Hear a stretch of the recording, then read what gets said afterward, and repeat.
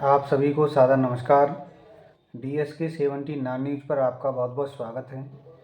सभी शिक्षा मित्र भाई बहन एवं बेसिक शिक्षा परिषद के अंतर्गत सभी कर्मचारियों का स्वागत है और सभी कर्मचारी संवर्ग की सूचनाएं हम अपने चैनल से प्रसारित करते हैं। आप अगर हमारे चैनल पर नए हैं तो चैनल को लाइक कर लें, सब्सक्राइब कर लें और बेल आइकन प्रेस कर लें, जिससे सूचना सबसे पहले आप तक पहुंच सके। आइए आज की सूचना की तरफ चलते हैं। जैसा कि आप सभी को अवगत हुआ है कि हमारे एक शिक्षा मित्र साथी ने बेसिक शिक्षा विभाग लखनऊ को CM शिकायती पोर्टल के माध्यम से एक अपने उत्तर प्रदेश के शिक्षा मित्रों की समस्याओं को लेकर, और वह स्वयं शिक्षा मित्र है, वह स्वयं अपनी निजी समस्या को लेकर शिक्षा मित्र अन्य राज्यों में संविदा संवर्ग शिक्षकों को सरकार ने जो नियमितीकरण करके उनको बढ़ा हुआ मानदेय देने का काम किया है, समान काम वेतन देने का काम किया है, तो उसके लिए अपनी मांग उस पोर्टल के माध्यम से सरकार तक भेजी। चौंकाने वाली बात यह है कि उत्तर प्रदेश में 18 तारीख को जो धरना प्रदर्शन हुआ था वह शिव कुमार शुक्ला उत्तर प्रदेश प्राथमिक शिक्षा मित्र संघ के प्रदेश अध्यक्ष के बैनर तले हुआ था और उसमें काफ़ी भीड़ हुई। भीड़ होने के कारण सरकार आनन फानन में पुनः कमेटी गठित करने की घोषणा करती है।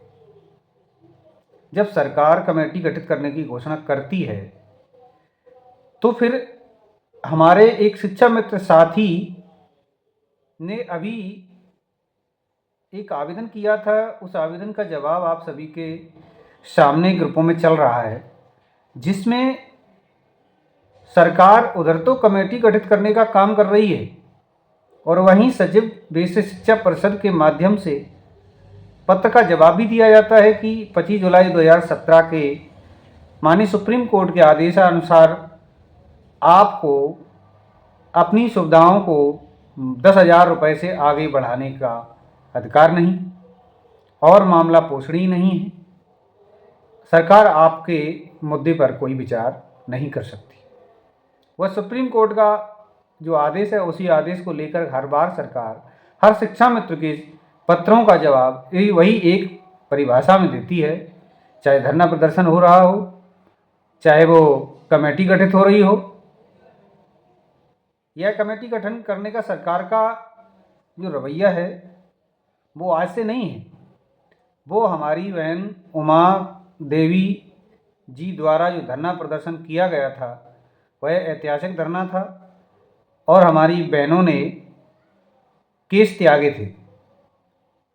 वह धरना बहुत ही संवेदनशील था और बहुत ही यूँ कहें कि शिक्षा मित्र के हित के लिए बहनों ने भी अपने स्वागत होने के बाद भी ये बाल जो है ना कटवाए हैं।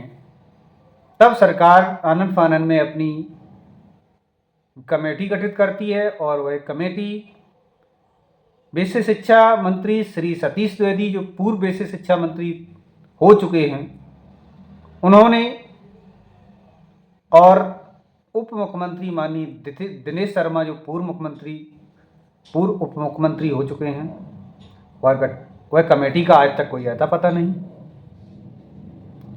और अभी 18 तारीख को जो धरना हुआ है आप सभी ने देखा और सभी लोग गए, हम भी पहुँचे, सभी पहुँचे वहाँ, और सरकार फिर से एक कमेटी गठित करती है जिसकी बैठक अगले हफ्ते होगी। ऐसे पूरा महीना निकल गया। इसमें पदाधिकारियों का दोष नहीं है, मैं किसी पदाधिकारी पर आरोप नहीं लगा रहा, लेकिन मैं इतना जरूर कहना चाहता हूं कि उत्तर प्रदेश के 1,54,000 शिक्षा मित्रों की तरफ से अपने चैनल के माध्यम से मैं आपको सभी पदाधिकारियों से एक शिक्षा मित्रों से अपील करता हूं कि ये जो कमेटी गठन करने का जो कार्यक्रम चल रहा है सरकार का, कहीं ना कहीं शिक्षा मित्रों को बलगलाने का काम हो रहा है।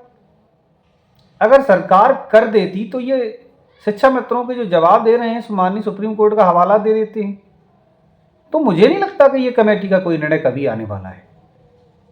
यह आप सभी जानते हैं। मान लिया बहुत अच्छी बैठक हुई, सभी ने देखा, मैंने भी अपने चैनल के माध्यम से सूचना आप तक पहुंचाई, लेकिन आखिर विश्वास किस चीज पर सरकार पर किया जाए? मैं तो ये अपील करता हूं कि जितने भी शिक्षा मित्र नेता हैं, चाहे वो आदर्श के रहे हों, चाहे वो प्राथमिक शिक्षा मित्र के रहे हों, चाहे वो अनिल यादव हों, जो भी हमारे प्रदेश अध्यक्ष हैं, किसी भी संगठन से हैं, अगर वास्तव में शिक्षा मित्रों का भला चाहते हैं तो एक हो जाइए, एक बैनर तले आइए, एक बैनर तले आकर के शिक्षा मित्रों के भविष्य को सोचिए। अगर इतनी सी भी शिक्षा मित्रों के हित में आपके अंदर जिज्ञासा है कि हम इनके लिए कुछ करवाएंगे, उत्तर प्रदेश के सभी शिक्षा मित्रों के लिए आप कुछ करना चाहते हैं, तो अभी कुछ नहीं है, कमेटी गठित हो गई है, उसका निर्णय आना बाकी है। कोई बात नहीं, कमेटी गठित हो जाने दीजिए। बीच में आदेश जो आज आपको 21 नवंबर 2023 का जो आपको बीच में मिला है, उसमें सब साफ है। वही घिसा पिटा उन्होंने जवाब दे दिया। आरटीआई लगा करके आप सूचना मांगे तब भी वही जवाब, 25 जुलाई 2017 का आदेश लेकर के वो जवाब दे देंगे। मैं ये कह रहा हूं, अपने चैनल के माध्यम से आप सभी उत्तर प्रदेश सभी शिक्षा मित्रों से अपील करना चाहता हूं कि हाथ जोड़कर विनती करना चाहता हूं कि शिक्षा मित्रों, आप अपने भविष्य को लेकर वास्तव में चिंतित हैं तो आप सभी आदर्श शिक्षा मित्र वेलफेयर एसोसिएशन उत्तर प्रदेश के आह्वान पर पुनः आने वाले 1 दिसंबर 2023 को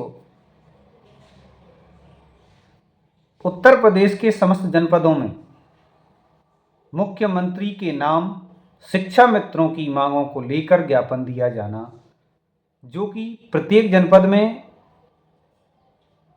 जिला अधिकारी महोदय को सौंपा जाएगा। मैं ये अपील करना चाहता हूं कि आप अधिक से अधिक पहले वाली ऊर्जा का प्रदर्शन करें, अपनी मांगों को लेकर गंभीर हो जाइए, भयंकर भीड़ करिए।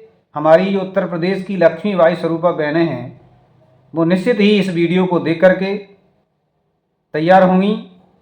और शिक्षा मित्र हित की बात नहीं है, बच्चे सामने देखिए, उनकी पढ़ाई आप लोग नहीं करा पा रहे हैं, उनके लिए अच्छे कपड़े नहीं खरीद पा रहे हैं, उनके शौक पूरे नहीं करा पा रहे हैं। बच्चे आज हमारे इंटरमीडिएट कर चुके हैं, उनको पढ़ाने के लिए बाहर नहीं भेज सकते। क्या क्या शिक्षा मित्र नहीं सह रहा है, किसी से छिपा नहीं है। यह सहते सहते उत्तर प्रदेश में सदमों को कब तक शिक्षा मित्र सहे। ऐसे ही अवसाद में आकर के आज हमारे उत्तर प्रदेश के शिक्षा मित्र 10,000 खत्म हो गए। सिलसिला अभी जारी है, बंद नहीं है। ये शोषण कब तक सहा जाए? ये हमारा अधिकार है, हमें सरकार से लेना है। भारत के संविधान में अधिकार है धरना प्रदर्शन करना, अपनी मांगों को मनवाना। सरकार रोकती है, धमकियां भी मिलती हैं, लेकिन नेतृत्व जब जबरदस्त होता है, उत्तर प्रदेश के सभी शिक्षा मित्र नेतृत्व को जब समर्थन करते हैं, तो धरना क्या ऐतिहासिक नहीं रहा? पिछली बार कई बार धरना ऐतिहासिक रहा, लखनऊ का धरना ऐतिहासिक रहा, लक्ष्मण झूला मैदान का धरना ऐतिहासिक रहा। मैं वहाँ का प्रमाण हूँ, मैं खुद रहा, मैं दिल्ली के धरने में भी रहा, मैंने वहाँ भी धरना देखा। जब हमारा सामूहिक धरना प्रदर्शन हुआ, सभी संगठन एक मंच पर आए, तो उत्तर प्रदेश की सरकार को शिक्षा मित्र हिलाने का काम करता है और सरकार को मजबूर होना पड़ता है। लेकिन आज जो है सोशल मीडिया पर सभी शिक्षा मित्र कमेंट करते हैं, सभी पदाधिकारी कमेंट करते हैं, लेकिन मैं ये कहता हूं कि नेता मत बनिए, नेताओं का समर्थन करिए। अपनी मांगों के लिए कोई भी संगठन अगर कार्य कर रहा है, कोई भी धरना प्रदर्शन हो रहा है, किसी के बैनर तले हो रहा है, तो सबका समर्थन होना चाहिए। और 1 दिसंबर के बाद उसमें सरकार के सामने शर्त रखी जाएगी, अगर सरकार शिक्षा मित्रों का भला नहीं करती है तो आगे की रणनीति तय की जाएगी, फिर से धरना प्रदर्शन हो सकेगा। और उस धरना प्रदर्शन में जब तक सरकार शिक्षा मित्रों के भविष्य को लेकर गंभीरतापूर्वक विचार करते हुए शासनादेश जारी नहीं करती है, तब तक धरना अनवरत चलना चाहिए। सभी संगठनों को एकजुट होकर के धरना प्रदर्शन करना चाहिए, अन्यथा की स्थिति में शिक्षा मित्र की स्थिति यही रहेगी। ऐसे ही कमेटियां गठित होती रहेंगी, उसका निर्णय कभी आने वाला नहीं है। इस बात को आप सब समझ चुके हैं। शिक्षा मित्र निराश और हताश है, कहीं ना कहीं शिक्षा मित्रों की गलती है, हम आप सबकी गलती है कि संगठन जो खेल रहा है ना, ये सरकार उसका पूरा लाभ ले रही है। जिस दिन संगठन ये खेल बंद हो जाएगा, उस दिन निश्चित ही शिक्षा मित्रों का फैसला हो जाएगा।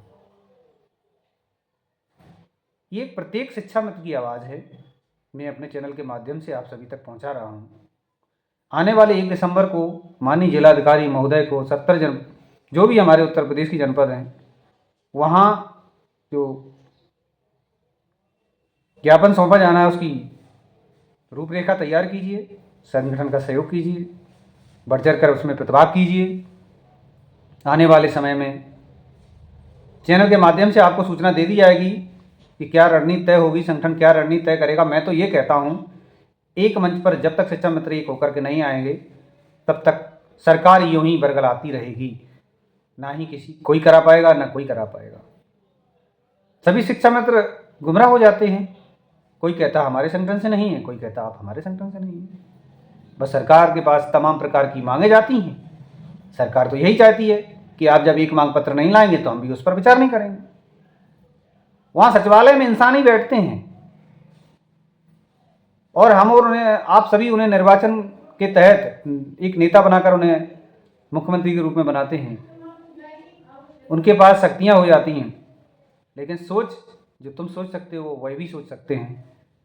सरकार की नीतियों के माध्यम से उनके आदेश आने लगते हैं, आप विचार करते रहते हैं। सभी शिक्षा मित्रों से मैं अपील करूंगा कि अपने भविष्य को लेकर गंभीर हो जाइए। 1 दिसंबर के लिए कमर कस लीजिए।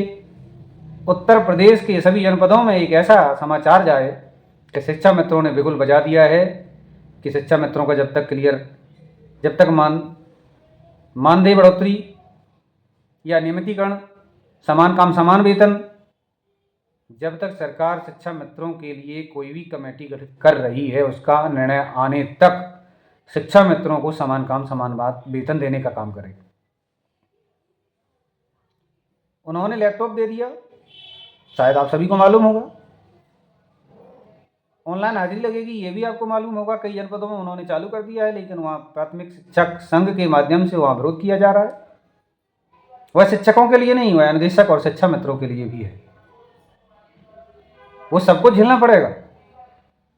आप सभी जानते हैं, आप शिक्षा मित्र हैं, निपुण भारत संपन्न करा रहे हैं, किस तरह हो रहा है ये आप सभी जानते हैं। इसलिए जो लैपटॉप दिए जा रहे हैं वो आप पर भी लागू होंगे। आप सभी जानते हैं कि हमें क्या करना है। 10,000 में ऑनलाइन हाजिरी, निपुण भारत संपन्न बेसिक शिक्षा के नन्हे मुन्ने बालकों को, कन्याओं को निपुण बनाइए।